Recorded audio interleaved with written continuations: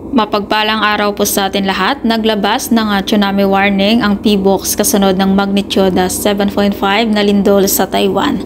Bago mag-alas 8 nitong umaga at inirekomenda ng PBOX na lumikas na agad ang mga nakatira sa coastal area sa Batanes Group of Island, Cagayan, Ilocos Norte at Isabela.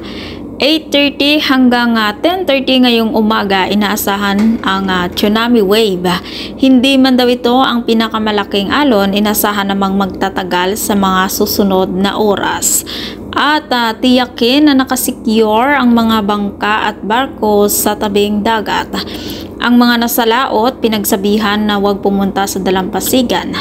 Samantala, binabantayan ngayon ng Department of Migrant Workers ang sitwasyon ng mga kababayan nating OFW sa Taiwan at handa daw ang DMW na magbigay ng tulong sa mga naapektuhan ng malakas na lindol.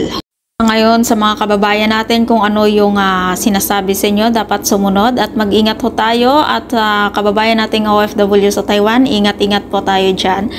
At kung ikaw hindi pa nakasubscribe ng aking channel, mag-subscribe ka na sa aking channel. Ives K. Velasco. Maraming salamat po at mapagpalang araw po sa ating lahat.